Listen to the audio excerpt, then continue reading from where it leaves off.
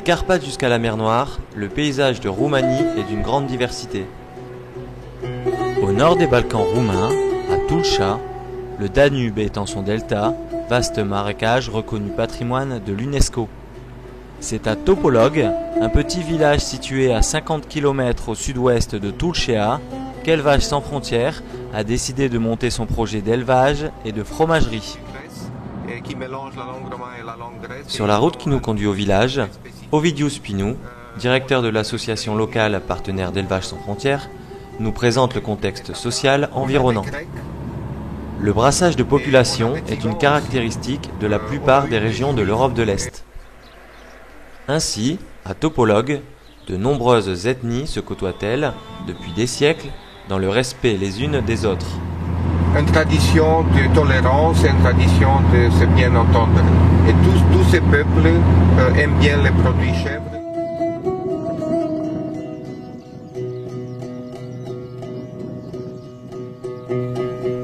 La campagne de Topolog se partage entre des grandes parcelles de culture dans les bonnes terres de vallée et un maigre pâturage en zone de coteaux.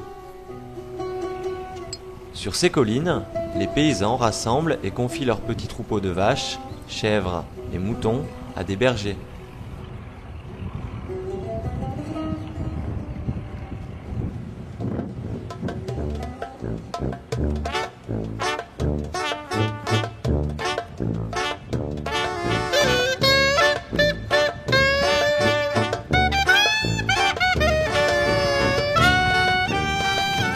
Ici, la biodiversité est préservée. Dans chaque ferme sont encore élevées de nombreuses espèces d'animaux, aux côtés de jardins potagers entretenus avec soin.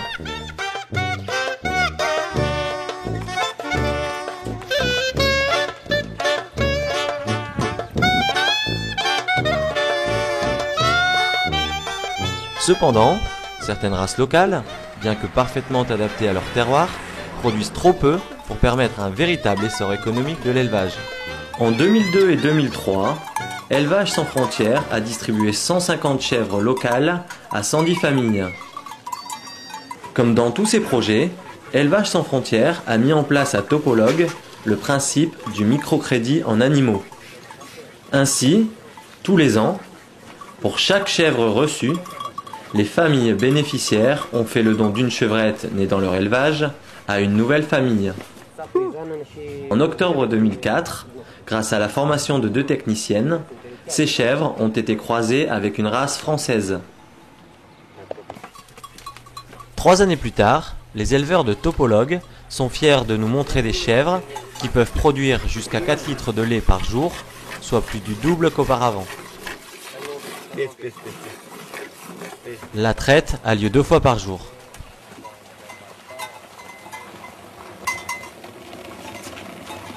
Selon les besoins, le lait est acheminé soit dans les familles propriétaires, soit vers la fromagerie. C'est donc en 2003 que les travaux de rénovation d'un vieux bâtiment purent débuter. Au printemps 2004, Élevage sans frontières a financé et installé l'équipement spécialisé, alors qu'un artisan fromager français venait aider au lancement de la production. Pierre, le principal opérateur et associé de la fromagerie, nous reçoit. Stocké dans une citerne réfrigérée, le tank, le lait est analysé,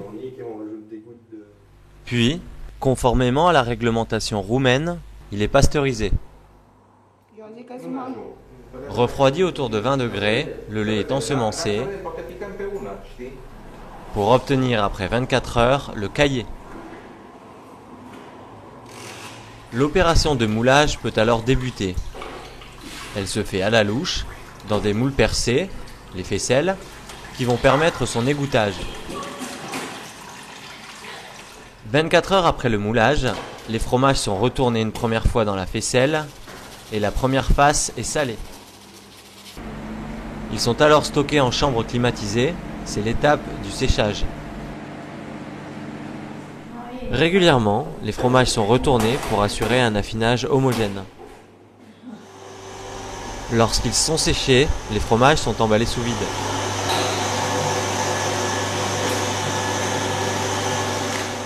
Tout au long de la chaîne de production, aucun manquement à l'hygiène n'est toléré. En attendant d'être livrés, les fromages sont stockés en chambre froide. Pierre travaille de longues journées, mais il est fier d'avoir trouvé une activité qui lui permette d'entrevoir l'avenir avec optimisme. Il a acquis un savoir-faire et gagne mieux sa vie. Il espère que sa fromagerie va pouvoir se développer, ce qui permettra d'améliorer le revenu des éleveurs de chèvres de Topolog. Nous essayons de faire du bien pour nous, mais on essaie de faire la même bonne chose pour les fermiers. En 2006, une entreprise française spécialisée dans le fromage de chèvre a créé un partenariat avec les Roumains en apportant à la fromagerie un complément de savoir-faire, de l'équipement spécialisé et les moyens nécessaires au développement de la commercialisation. Ce partenariat semble être promis à un bel avenir.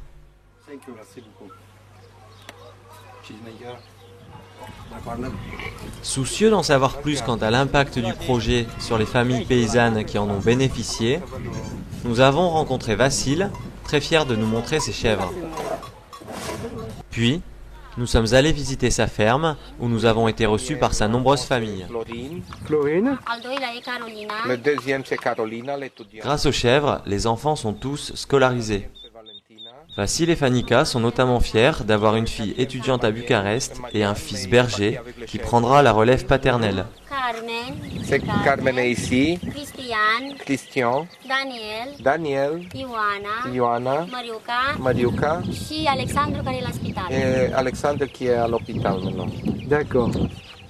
Quelle belle famille. À elle seule, la famille consomme environ 5 litres de lait par jour, sous forme de lait, de yaourt ou de fromage, le téléma, fabriqué par Fanica, la femme de Vassil.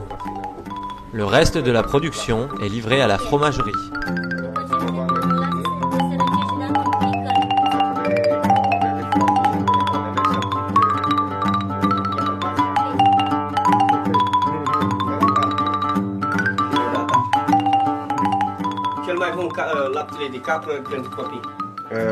Ils disent que le lait de chèvre c'est mieux pour les enfants. En effet, comme vient de le souligner Vassil, le lait de chèvre, reconnu comme très digeste et tonifiant, est particulièrement recommandé chez les enfants et les personnes âgées. Maintenant, il a 27 chèvres. En juillet 2003, Vassil avait reçu 8 chèvres. En 2007, même si cet élevage n'a pas fait de ces gens une famille riche, il a nettement contribué à l'amélioration de son niveau de vie. Désormais plus autonome, Vassil envisage d'emprunter pour acheter 50 chèvres supplémentaires. Lundi, je m'en vais à la banque prendre de l'argent et je veux prendre 50 chèvres. D'accord. Et je veux être un grand fermier, Un grand fermier. plus grand que maintenant. Cette petite entreprise, née grâce au programme initié par Élevage sans frontières et son partenaire local, apporte à la Roumanie, nouvelle arrivée dans la communauté européenne, à la fois un soutien à l'agriculture paysanne traditionnelle et un bagage technologique porteur d'avenir. Ah, ah.